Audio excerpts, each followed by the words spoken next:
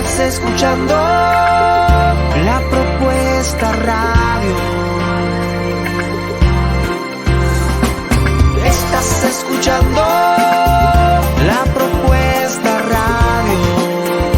La Propuesta Radio. Tu mejor compañía. La Propuesta Radio. Tu mejor compañía. La Propuesta Radio.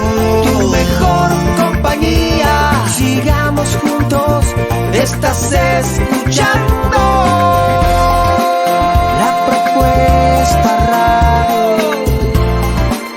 La Propuesta Radio.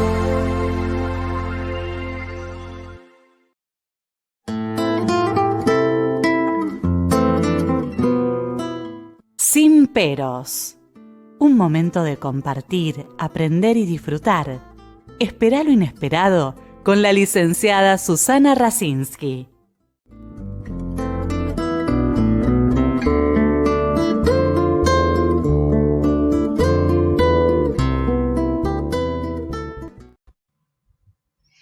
Muy buenas noches.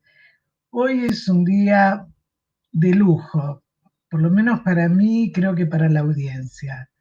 Tenemos el placer de contar con la presencia del licenciado Jorge Schneiderman. Jorge. Muy buenas noches para vos, Susana, y para toda la audiencia, por supuesto. Bueno, Jorge es del vecino país de Uruguay y bueno, es licenciado en Psicología de la Universidad de la República de Oriental de Uruguay y trabajó muchos años en distintas cátedras de psicopatología, de psicología evolutiva, también estuvo en psicología clínica, fue docente, por supuesto, no solo en la facultad, sino también en institutos, y estuvo muchos años a cargo en la dirección del área de psicogerontología psicoanalítica y la coordinación de actividades académicas de la filial Uruguay de la Asociación Latinoamericana de Psicogeriatría y de Psicogerontología. Asimismo, desde el año 90 se ha dedicado a la investigación de los procesos sociohistóricos, los paradigmas epistemológicos que marcaron los orígenes del psicoanálisis y del movimiento psicoanalítico. Es autor y coautor de numerosos artículos y ensayos presentados todos estos últimos 30 años. Y desde el 2018 forma parte de la Cátedra de Judaísmo Niso Asher del Departamento de Humanidades de la Universidad Católica de Uruguay. Es columnista de la Agencia de Noticias de Uruguay, de la Radio Sefaradí de España y colaborador de numerosos medios periodísticos de Argentina, México e Israel. Y desde 2018 desarrolla en Radio Nacional de Montevideo un programa que es mano a mano y sin diván. Bueno, como verán, es un estudioso del psicoanálisis y del judaísmo, como yo anticipé. Y vamos a tener el gusto de escucharlo y de aprender cuáles fueron los aportes del judaísmo en el desarrollo del psicoanálisis y en la formación de todo lo que investigó nuestro maestro Freud. Bienvenido, Jorge. Bueno, muchísimas gracias, Susana. Es realmente para mí un placer que me hayas invitado, me has conferido el honor de participar justamente de un espacio frecuentado por figuras relevantes de la cultura, no solo del ámbito psicoanalítico, sino también de los distintos espacios disciplinarios. Y bueno, es grato también que en esta ocasión nos congreguemos en torno a la figura de Freud y su relación justamente con el judaísmo, ¿no? Es tan vasto el tema, ¿no? Es tan amplio. Ahora, han sido muchas las versiones surgidas en torno a Freud y su relación con el judaísmo, ¿no? Muchos a veces lo semblantean como apático, apartado, reticente a asumir su condición de judío, quizás justamente a causa de su manifiesto ateísmo, quizás también por el interés meramente antropológico que ha tenido por las religiones, y también, obviamente, ¿no? Por todo lo que implica esa sensación, ese lugar común según el cual el judaísmo se circunscribe a lo que es la expresión litúrgica o religiosa. Y quiero dejar bien en claro que el judaísmo no se agota justamente en su expresión religiosa. Hay todo un bagaje deontológico, axiológico, o sea, de los valores, que de manera transgeneracional se van transmitiendo y por lo tanto van constituyendo parte del relato identitario del pueblo judío, ¿no? Bueno, justamente yo te quería preguntar para que pudieras ampliar más, ¿qué significa el sentido de pertenencia al judaísmo? Exactamente. La identidad, y esto le cabe a todos los pueblos, obviamente, la identidad no es digamos, una caja negra donde están guardados todos los elementos, todos los aspectos constitutivos, no, digamos, como que fuera algo hermético, encriptado, y que bueno, y que cada uno lo va asumiendo de manera, podríamos decir, cuasi coercitiva. La identidad no es entonces un constructo monolítico, sino un relato en permanente construcción, obviamente. Y en tal sentido, el judaísmo, más allá de lo que es precisamente la observancia, más allá de lo que es la liturgia, las sagradas escrituras, y vaya que eso ha aportado a la continuidad y a la presencia del pueblo judío, evidentemente hay otros aspectos que hacen a las tradiciones, que hacen a todas aquellas costumbres, elementos constitutivos del legado cultural, que en Yiddish se define en ciertos aspectos.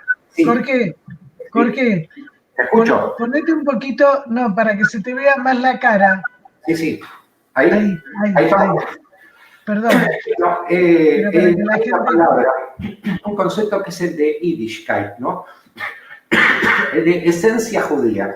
La esencia judía es precisamente ese cúmulo de elementos donde confluyen los relatos, las tradiciones, los recuerdos, toda la peripecia vital, los aspectos más trágicos, los puntos de encuentro y desencuentro que ha tenido el pueblo judío y que evidentemente marca a fuego lo que ha sido el talante del pueblo judío, ¿no?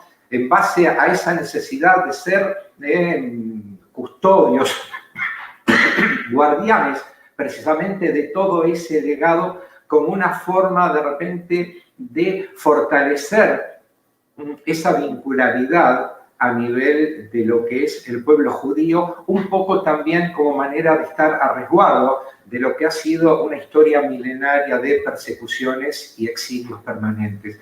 Por lo tanto... Donde se ve también las peregrinaciones, las escuchas, cómo se aislaban en los sótanos y siempre leían, cantaban, ¿no? Todo esto que vamos a ver nosotros después en la construcción del psicoanálisis, ¿no? Exactamente. El culto por la palabra, el valor de la letra, la palabra, como dice en el Génesis, ¿verdad? En el principio fue el verbo. Se le denomina el pueblo del libro. El libro, la transmisión a través del libro, la transmisión a través de las Sagradas Escrituras ha sido un elemento fundamental que ha garantizado no solo la perdurabilidad, sino la posibilidad de seguir construyendo e incorporando nuevos elementos, ¿no? Sabemos que tenemos la Torá, pero también tenemos el Talmud, que es la Torá Be'al Peh, en hebreo quiere decir que es la transmisión oral, donde los grandes estudiosos, los grandes rabinos, los grandes talmudistas han hecho sus comentarios y han ido incorporando nuevas miradas, nuevos pareceres a partir de lo que ha sido justamente el derrotero del pueblo judío. De ahí la importancia de entender el judaísmo como un relato en permanente construcción, consolidado, sí, por esa necesidad de mantener a resguardo, obviamente producto de la segregación, la discriminación, como una forma también de parapetarse frente a la hostilidad que ha debido enfrentar el pueblo judío, obviamente, desde la noche de los tiempos. Y que además, por ejemplo, cuando Freud en su infancia, ¿no es cierto?, leía el Talmud, leía, digamos, que todo eso, la Biblia, ¿no? Cómo influyó también en él en esa búsqueda de la lectura permanente, ¿no? Totalmente. Todo el aspecto antropológico. Totalmente. Esa mirada, esa aguda mirada antropológica, Freud desde muy chico, o sea, desde muy pequeño, y ya ingresando en la adolescencia, los anaqueles de su habitación se poblaban de manera, podemos decir, progresiva de escritos, y no solo de temas vinculados a lo que pueden ser los intereses de un jovencito, sino que debido a que su padre lo había imbuido de la importancia que tenía la lectura de la Biblia, y aparte le habían encomendado a un profesor que se denominaba Abraham Hammerschlag, que justamente le impartiera clases sobre Biblia, sobre Talmud, y todos aquellos aspectos inherentes a lo que son las tradiciones, ¿no? Justamente ese Yiddishkeit, esa esencia judía. Él fue, obviamente, tomando un montón de elementos propios, inherentes, inmanentes a lo que son las escrituras, y por lo tanto, eso le fue despertando, podríamos decir, Susana, un fáustico deseo de conocimiento, una avidez impresionante, y por lo tanto, a partir de la lectura de la Biblia, incorporó muchos elementos a través de lo que son las enseñanzas del Talmud, incorporó muchos elementos que luego él tomaría, evidentemente, al momento de plasmar lo que es la construcción del corpus psicoanalítico, ¿verdad? Sí, además eso lo llevó, digamos, a no quedarse solo con el texto, ¿no? Que eso también hace, ¿no? Que nosotros en nuestro trabajo no es solo lo que se manifiesta, sino justamente cuando él descubre el inconsciente va más allá, ¿no? Lo del verdadero saber.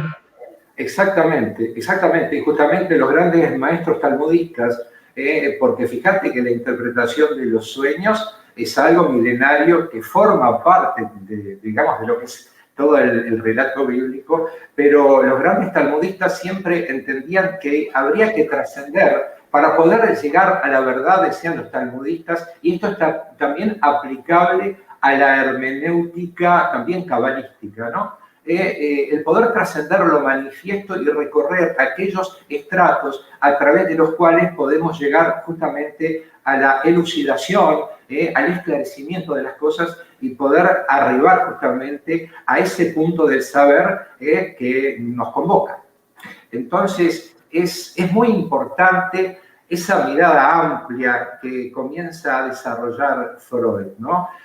Quiero marcar también una salvedad, porque si no, podría pensarse que estamos hablando sesgadamente como que el judaísmo ha sido la gran fuente de la cual abrevó Freud, y no es así. Él, como todos sabemos, basta haber recorrido intensamente, en profundidad, la obra de Freud para ver la influencia que tuvo, qué sé yo, la cultura greco-romana, greco-latina, todo lo que puede haber significado para él el recorrer los distintos estamentos del arte e internalizar un montón de elementos procedentes de otras culturas, y que evidentemente eso fue enriqueciendo justamente la hermenéutica psicoanalítica, la capacidad de poder decodificar, ingresar, justamente, digamos, cortar más grueso y poder trascender de repente los encorsetamientos, el conocimiento, el saber, evidentemente, es un salvoconducto para poder desentrañar justamente el nudo gordiano, como bien sabemos, cuando de un conflicto se trata. Entonces, creo que es bien importante entender esta mirada amplia que va construyendo Freud. Y él mismo dice que un buen analista, fundamentalmente, claro está, debe manejar los elementos relativos a la técnica, a la metodología, pero también debe dominar diferentes ámbitos de la cultura, como puede ser la antropología cultural, la paleología, la lingüística, evidentemente, y podríamos agregar un montón de elementos que evidentemente fueron utilizados por Freud para proveernos a la sazón, Susana, de esta mirada tan amplia, crítica, reflexiva y profunda, permitiéndonos de una manera u otra ir allanando los caminos hacia la conclusión de lo que son los procesos rectores de la vida anímica, ¿verdad? Lo que vos decís creo que es muy importante, y antes de empezar el programa hablábamos justamente, muchos colegas, muchos analistas o terapeutas a veces son muy rígidos. Y justamente Freud, en todos los años, 80 y pico de años, modificó y transformó mucho, desde las pulsiones hasta la primera tópica, la segunda. Es decir, esa amplitud del universo, lo que vos decís, el poder tener distintos elementos, nos hace mucho más rico en nuestro trabajo, donde uno tiene que utilizar los recursos que uno tiene, pero no ser justamente cerrado, restringido. Vos recién decías, y me hiciste acordar, a su experiencia cuando va a la Acrópolis de Atenas, ¿no? Y cómo él dice todo, cuando utiliza toda la mitología, y que dice que nuestro trabajo es como un arqueólogo, ¿no? Que está ahí en las profundidades y va investigando, descubriendo qué es lo que pasó, cuáles son, digamos, las defensas, ¿no es cierto?, del ser humano frente a situaciones de angustia. Y una de las cosas que hablábamos con vos es cómo él siempre, digamos, fue atacado, ¿no? Desde la ciencia, que le decían que lo que estaba haciendo no era científico, desde los judíos más religiosos, que no era judío. O sea, siempre en esa lucha de oponerse, lo ayudó a él también a seguir descubriendo. Y nosotros en nuestro trabajo, incluso ahora en la pandemia, que nos encontramos que tenemos que trabajar con lo virtual de otra manera, también nos invita a poder seguir descubriendo cómo vamos transformando, ¿no? Con la invariancia de la escucha que él tenía, y que justamente en lo que vos decís, en los relatos bíblicos, en las costumbres del judaísmo, cómo se escucha, los cuentos, ¿no? Los cuentos de los sabios, los cuentos de los mayores, ¿no? Esta cosa que vos también te dedicaste mucho tiempo a genealogía, ¿no? Esta cosa de que se ha perdido el poder rescatar lo que los mayores nos pueden transmitir. Obviamente, creo que acá hay que rescatar la ascendencia que han tenido a lo largo de los siglos los sabios, los rabinos. El rabino entendido no solo como el sacerdote, sino también como ese individuo, esa figura congregante, convocante, que invitaba a la reflexión, que invitaba justamente a repensar lo obvio, y esto creo que es muy importante, a buscar también el sentido en lo nimio, en aquellas cosas que pasan de repente inadvertidas, a poder profundizar y poder rastrear aquellos elementos que de repente la vorágine cotidiana no nos permite percibir. A través de la lectura, las lecturas comentadas de los rabinos, desde Maimónides en adelante podemos ver la importancia que tiene el asumir una posición crítico-reflexiva, el poder interpelarnos, ¿no? Interpelar la realidad que nos circunda e interpelarnos, el poder viajar hacia la interioridad y dejar descansar muchas veces el conocimiento. Muy importante lo que los sabios justamente recomendaban, tomar siempre un tiempo para la reflexión, para pensar, para repensarnos. Ahora, otro gran elemento, y vos hablabas de la importancia que tenía justamente el acervo axiológico judío, ¿no?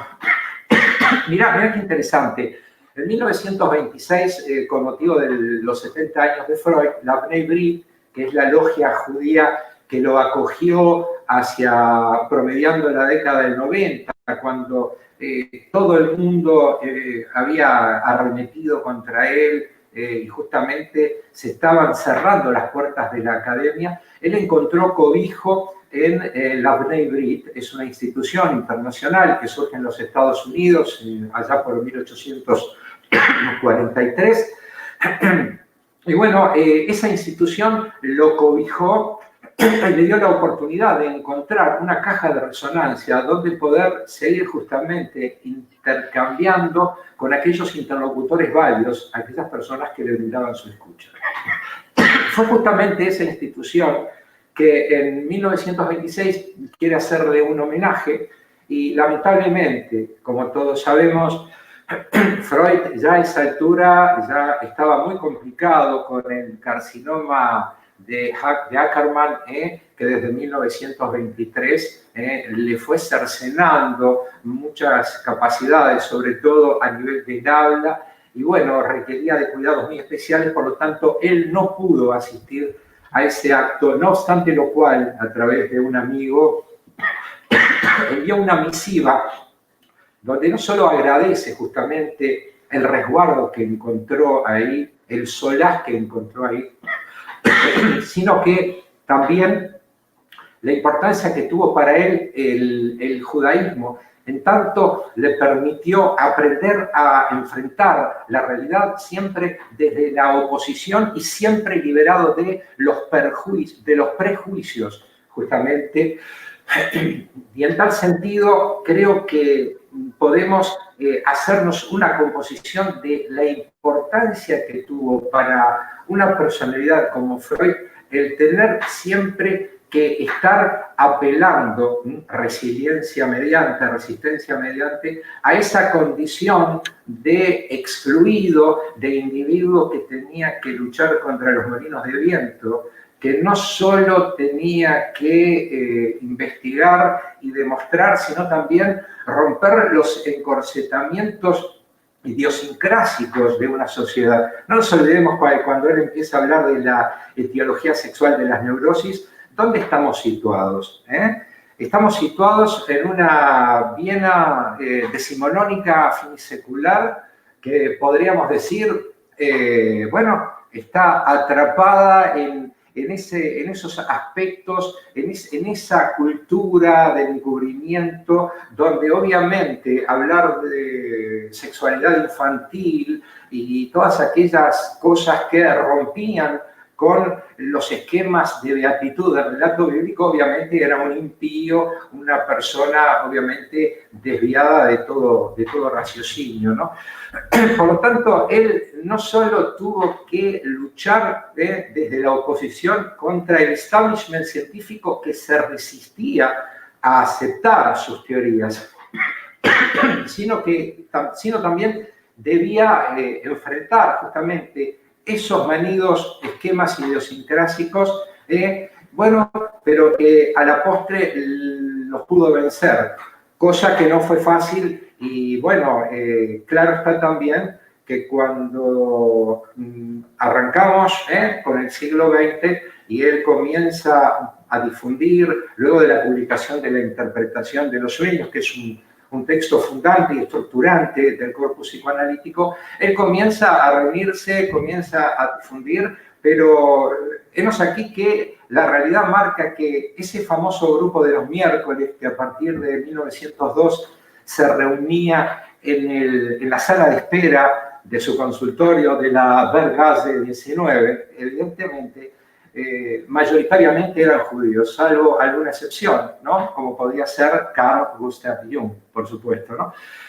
Por lo tanto, no fue fácil para Freud, no solo desde su condición de judío, que sin dudas pasó las de Caín, y bien vale el término aquí, no solo ya siendo médico o ya presentando sus teorías, sino que también cuando él pretendía dedicarse a la investigación, en los tiempos que estaba trabajando con Brooke o con Maynard, sabido es que solapadamente se restringían los cupos para aquellas personas de origen judío, cosa que no era desconocida por Freud.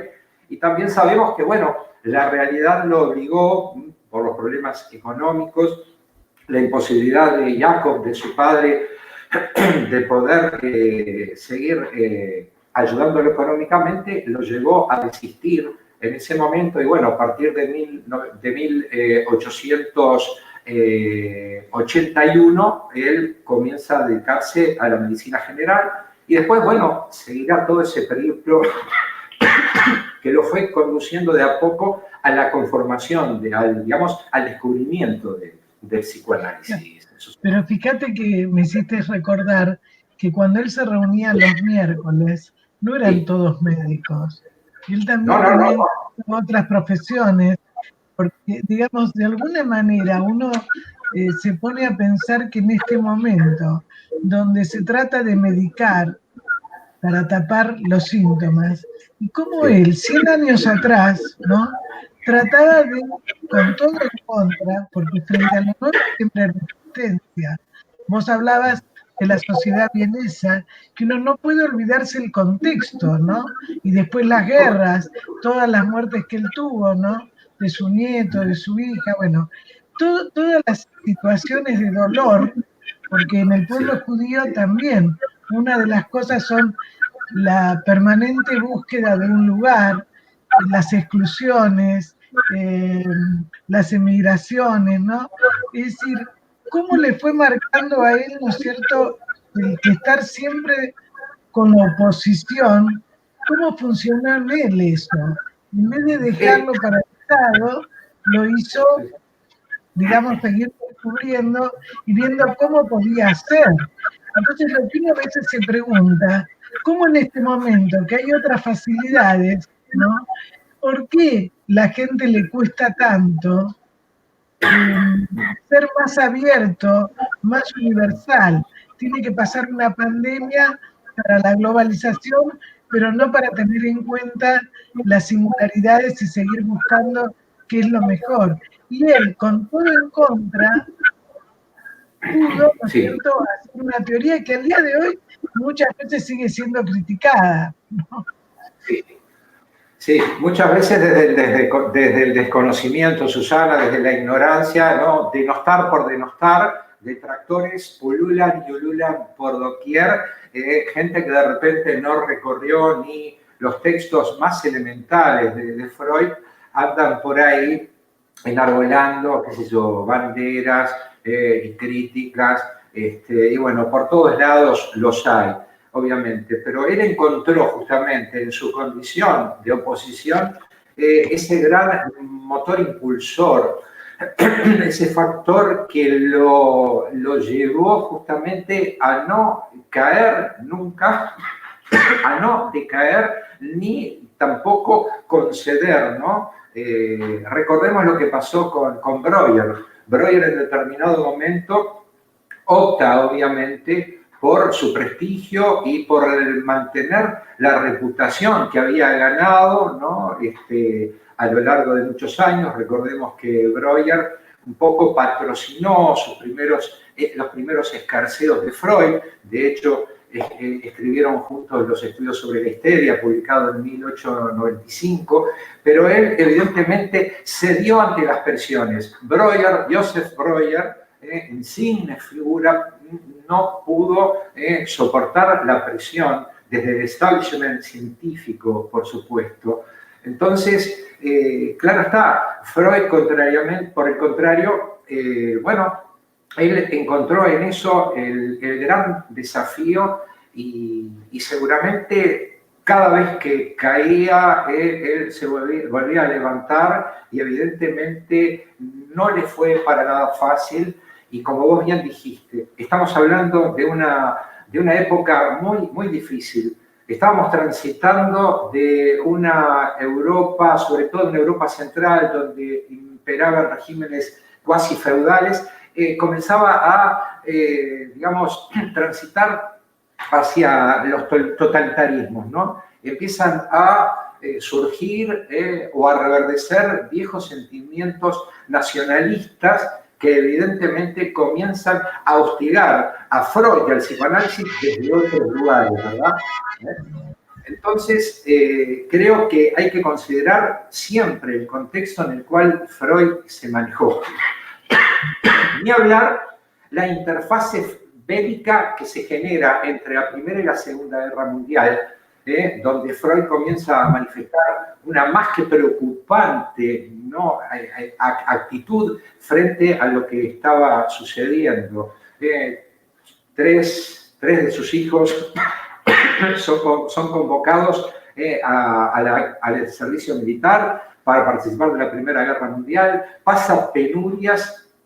Y después, bueno, la muerte de Sofía en 1920 y un montón de pérdidas que se fueron sumando y dejando en evidencia claramente la condición de ser fuerte, ¿no?, de ser resiliente en el amplísimo sentido del término, ¿no? Parecería ser que luego de la presión, luego de cada impacto, él retomaba su posición inicial, pero fortalecido, ¿no?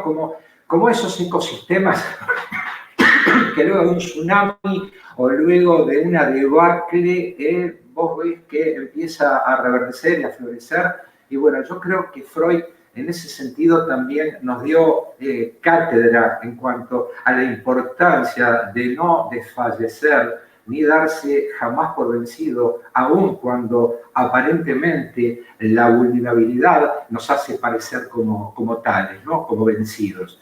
Y bueno, y ese periodo, como señalábamos hace un ratito, en que empieza a dar forma a lo que luego sería la Sociedad Psicoanalítica de Viena, y luego la Sociedad Psicoanalítica Internacional, todo eso fue, digamos, un proceso bastante difícil, no es muy sencillo en tal contexto imponer ideas tan disruptivas, ¿no? Una actitud tan rupturista.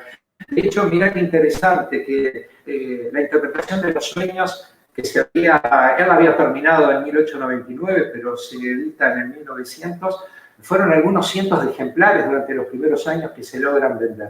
Pero luego comienza a eclosionar, empieza a difundirse. En 1909 es invitado por Stanley Hall de la Universidad Clark de Massachusetts para viajar a los Estados Unidos.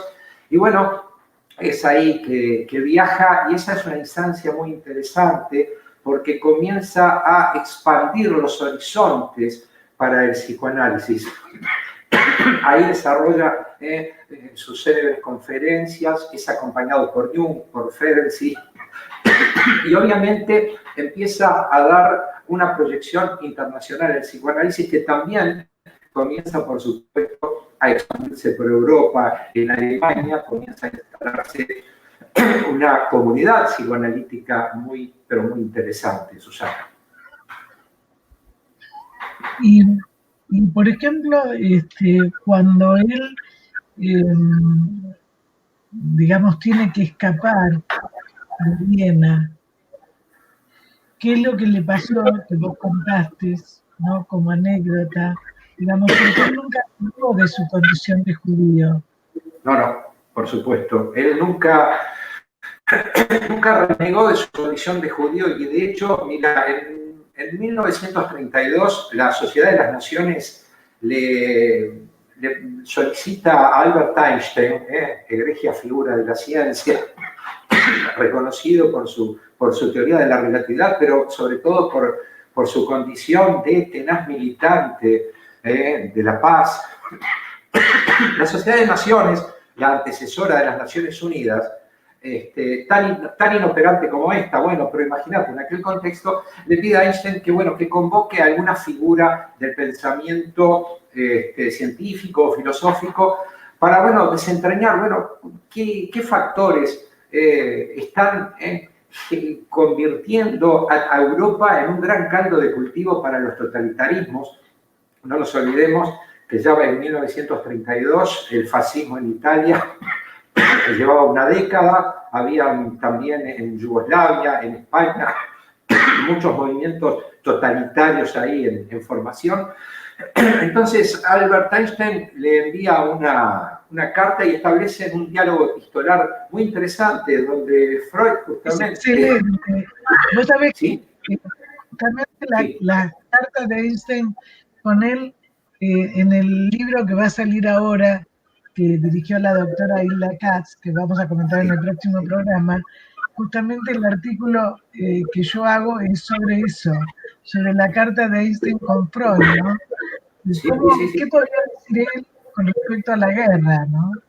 Sí, ¿por qué la guerra, no? ¿Qué hay? ¿Qué está? ¿Qué origina? Y bueno, y Freud obviamente apunta justamente a la importancia de la educación y que más allá de la imposición de regímenes, de un gobierno universal, un gobierno planetario, hay aspectos inherentes a la condición humana que lo compelen permanentemente a saciar esa avidez de poder, ¿no? El poder colonizar al otro, el avasallar al otro, y por lo tanto desarrollan en ese artículo, que se lo recomiendo por supuesto a toda la audiencia, es imperdible, ¿no? Porque ambos desde su lugar, ¿no? Freud en algún momento dijo, bueno, ha sido un interesante diálogo porque Einstein sabe tanto de psicoanálisis como yo de física, por lo tanto pudimos hablar distendidamente y cada cual trató de llevarlo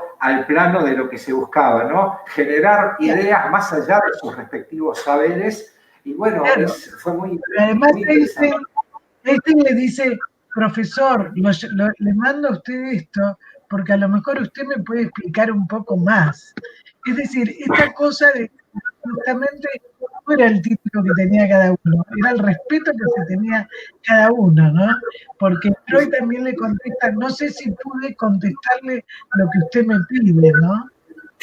No, obviamente, con esa modestia que le caracterizaba, y sin lugar a duda, cada cual intentó, más allá de lo que representaba la formalidad o lo protocolar, cada uno puso a disposición del otro su opinión desde la mayor de las humildades, no tratando de convencer, sino tratando de construir un corpus de ideas como para poder desentrañar. Obviamente, al año siguiente, ese mismo año, Einstein tiene que partir. ¿Por qué? Porque se veía venir el ascenso de Hitler al poder, que se produjo justamente en enero de 1933. Pero ya desde 1932, 1933, justamente Marie Bonaparte, ¿no? La célebre Marie Bonaparte, le venía percibiendo a Freud de los peligros que podía llegar a correr la comunidad judía, no solo en Alemania, sino en Viena, en la medida que los afanes expansionistas y anexionistas de Freud podían llegar justamente a Austria, y de ahí en más sería muy complicado. Freud tenía un acendrado sentimiento de pertenencia a Viena. Es una ciudad donde vivió prácticamente casi toda su vida. Él nace justamente en Moravia, en Freiberg, y a los 3 años con sus padres viajan a Leipzig y de ahí se pasan a Viena, donde vivió hasta el 4 de junio de 1938, momento en que llegó la instancia en que había que preparar las valijas y abandonar, ¿no? Compelido justamente por la situación. Él se resistía a abandonar ese lugar y de hecho reiteradamente hay una serie de cartas donde Marie Bonaparte le dice que de repente sería bueno que él se trasladara a otro lugar, porque seguramente digamos, de prosperar todo lo que eran los designios del nazismo, él iba a ser un blanco muy fácil, porque sin lugar a dudas se trataba del judío más prominente de Austria, ¿no? Bueno, él de hecho no lo tiene en cuenta. Incluso en 1933, cuando se produce la tristemente célebre quema de libros en aquel mayo berlinés, ¿no? En la ópera, en la Plaza de la Ópera, ese 10 de mayo se hace una hoguera al mejor estilo inquisitorial medieval, donde se queman alrededor de 20.000 libros de distintos autores de origen judío o comunistas o personas pacifistas, y bueno, son considerados como elementos atentatorios contra lo que es la cultura alemana, y por lo tanto son incinerados como pudo haber ocurrido en tantas, a través de la acción de tantos tribunales inquisitoriales, ¿no? Y hay algo muy interesante, luego de ver, de enterarse que sus libros son quemados, en una carta que él le envía a Ernest Jones, le dice: Ernest, ¿cuánto hemos progresado? Hoy se conforman con mis libros. De haberme pasado esto en la Edad Media, me hubieran quemado a mí. Lo que no previó Freud es que transcurridos 7 u 8 años más, 4 de sus hermanas perecerían justamente en los hornos crematorios de distintos campos de concentración del Tercer Reich. Freud estaba reticente, muy reticente, incluso cuando se produce el Anschluss, que es la tácita anexión de Austria a Alemania en calidad de provincia. Él evidentemente siente una gran desazón, sobre todo cuando el 15 de marzo de 1938, justamente Viena, las principales calles de Viena amanecen totalmente recubiertas de enseñas nazis y encomiásticas pancartas alusivas a la llegada nada más ni nada menos de quién, de Adolf Hitler a Viena, ¿no? A la capital de su país. No nos olvidemos que Hitler era de origen austríaco. Y a partir de ese momento, podríamos decir que Freud entiende que hay una suerte de cuenta regresiva, y por lo tanto comienza a cernirse sobre él, podríamos decir, Susana, una especie de espada de Damocles, ¿no? Se suceden las requisas, las visitas, detienen en una oportunidad a Ana, que fue siempre su baluarte, ¿no? Su escudera fiel de todas las horas, y bueno, la detienen y ahí se da cuenta que ya la cosa se desbordó, salió de cauce, y por lo tanto, a través de los buenos oficios mediadores y la colaboración de Marie Bonaparte y de Ernest Jones, deciden emprender el viaje justamente hacia su exilio londinense, ¿no? Lugar donde obviamente va a vivir el último tramo de su vida, Susana. Y vos comentabas algo, cuando llegó a Londres, que le hacen una pregunta, ¿te acordás? Sí. Vos sabés que cuando le hacen esa pregunta, es algo impresionante, ¿no? Yo creo que es muy simbólico, muy representativo de lo que representaba a Freud. Es importante para los que nos están escuchando, ¿no? Ese momento para Freud era algo muy duro, ¿no? Le preguntan los periodistas: ¿usted cómo se presenta en este momento, profesor? Y él dice: yo soy simplemente un viejo judío. Él ya estaba sumamente cansado y entendía claramente cómo su judeidad, cómo podríamos decir que su sentimiento de pertenencia estaba en el cenit, en la medida que el nazismo se había encargado de que todos los judíos, observantes o no, aquellos judíos que de repente estaban apartados, que se habían aculturado, evidentemente todos no podían zafar de lo que era la persecución. Por lo tanto, él a partir de ese momento llega cansado, pero de todas maneras con las ansias de conquistador que siempre lo acompañaron. Vos sabés que es interesante que él en la travesía del Canal de la Mancha, él tiene un sueño, que al otro día se lo comenta a uno de sus hijos. Él sueña con la palabra Pevensey. Pevensey. Él era muy erudito y de repente recuerda que Pevensey era el lugar de las Islas Británicas donde en el año 1066 había desembarcado nada más y nada menos que Guillermo el Conquistador, ¿no? Él se sentía, en cierto modo, un conquistador. De hecho, es interesante, ¿no? Hay un sueño de infancia de Freud, donde él ya se sentía, digamos, sumamente consustanciado con su judeidad y con esa necesidad de enfrentar un montón de elementos a partir de su condición de judío. En un sueño de infancia o de adolescencia, él se sueña blandiendo el bastón de mando nada más y nada menos que de André Massena, el único general judío del ejército de Napoleón. Él siempre se consideró una suerte como de líder, de conquistador. De hecho, en algún momento a alguno de sus nietos se le preguntaba cómo recuerda a Freud, cómo recuerda a su abuelo.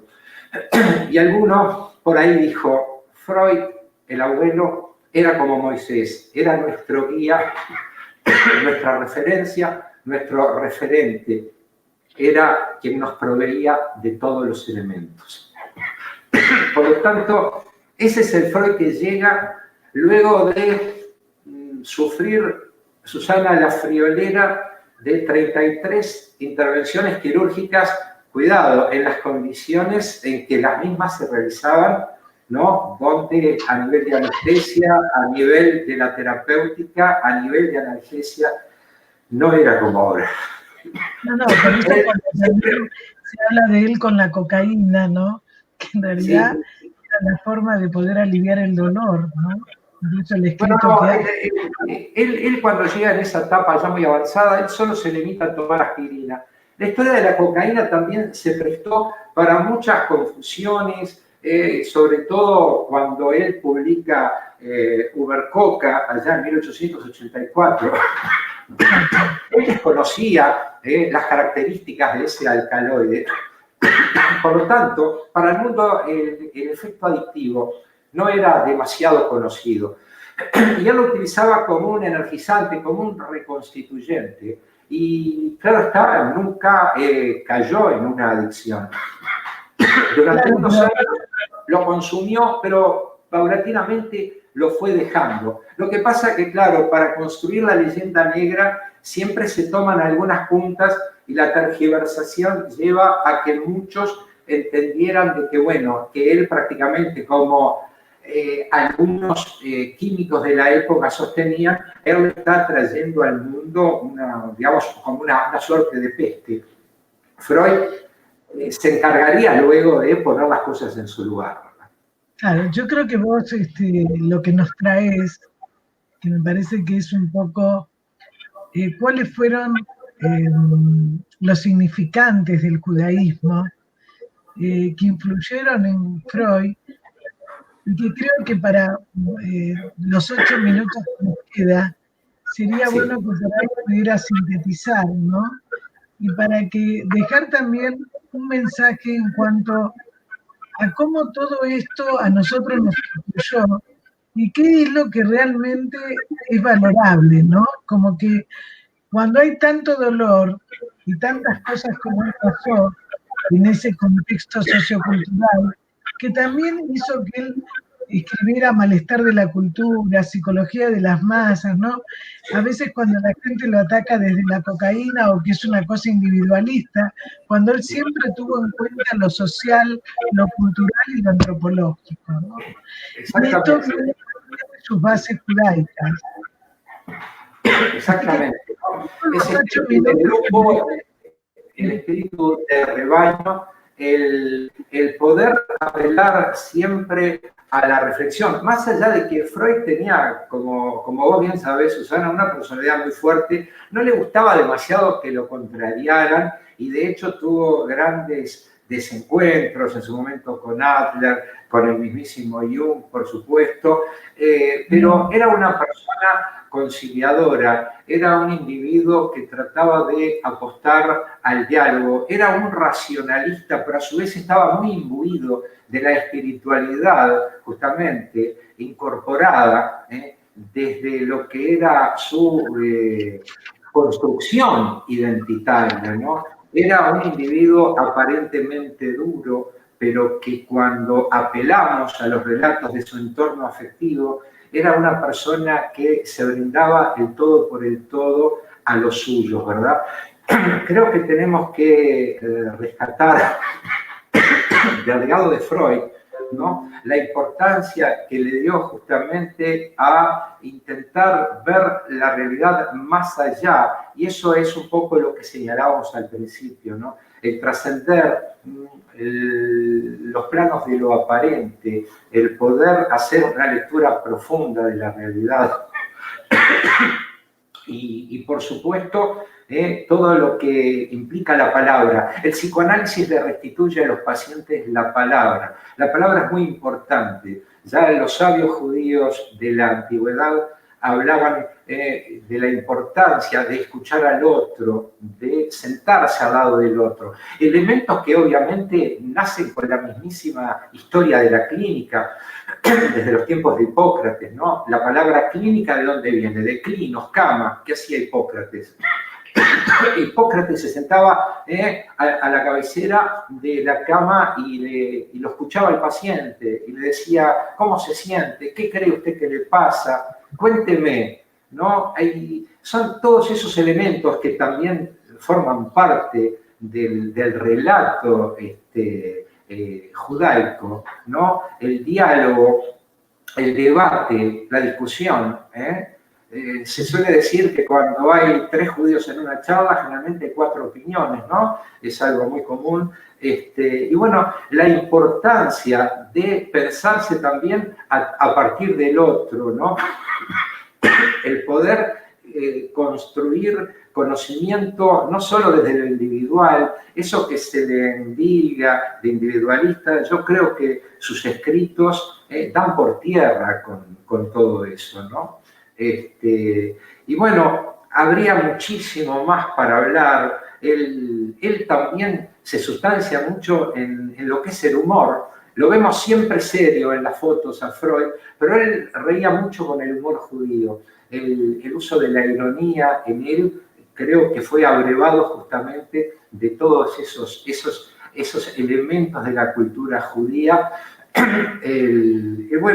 Y creo que podríamos seguir recorriendo por otros andariveles que hacen también a su relación con el judaísmo, y creo que, no sé, quizás en algún otro momento, en otro espacio, podamos continuar. El Yiddishkeit es el gran elemento, más allá de las escrituras, o sea, lo idiosincrásico. Yo recuerdo a mi abuela berlinesa, que siempre solía decir en Yiddish, decía algo que se había transmitido de generación en generación cuando alguien se enfermaba. Y era algo así como, Die willst wissen, was ob den Kranken, fragt sie den Kranken. ¿Qué significa? Si vos querés saber qué tiene el enfermo, preguntale al enfermo, ¿no?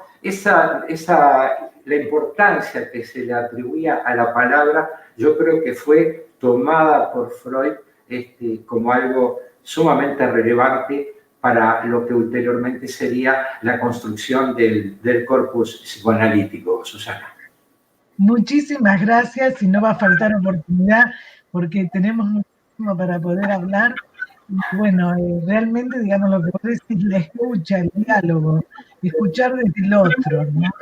Entonces, esto hace fundamental nuestra tarea, pero además es un placer, Jorge, y por supuesto estás invitado ya en el verano también. Así que bueno, yo voy a cerrar el programa, te agradezco muchísimo.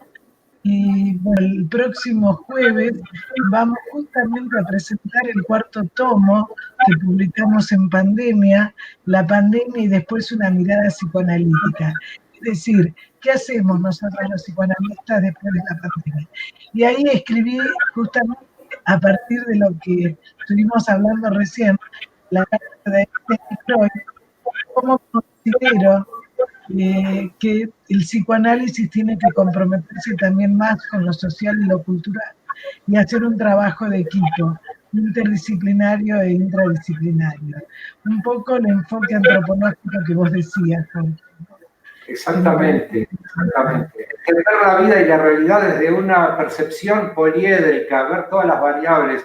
los factores sociales, los múltiples atravesamientos, desarrollar la empatía, el diálogo, el poder ponernos en el lugar del otro en estos tiempos donde esta vorágine pandémica nos agobia a todos. Más que nunca debemos esgrimir como herramienta, Susana, justamente eso, ¿no? La palabra, escucharnos, acompañarnos, apoyarnos y, bueno, reflotar la importancia que tiene la palabra. Para mí, en lo personal, ha sido un gusto, un honor, un privilegio y desde ya, por supuesto, quedo a disposición de ustedes para otras oportunidades. Muchísimas gracias. Muchísimas gracias. Y bueno, las invito para el próximo jueves a escuchar a la doctora Hilda Katz comentar un poco justamente qué pasa con el psicoanálisis después de esta pandemia. Y por eso me pareció interesante e importante tus aportes, Jorge. Muchísimas gracias. Nada, ¿no? Que tenemos.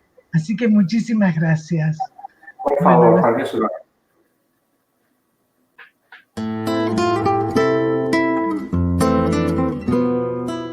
Sin peros.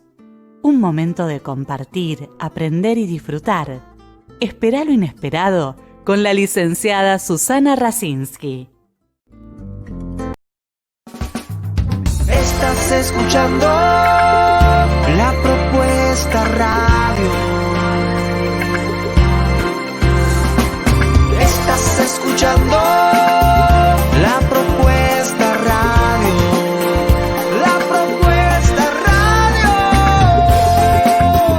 Tu mejor compañía. La Propuesta Radio. Tu mejor compañía. La Propuesta Radio.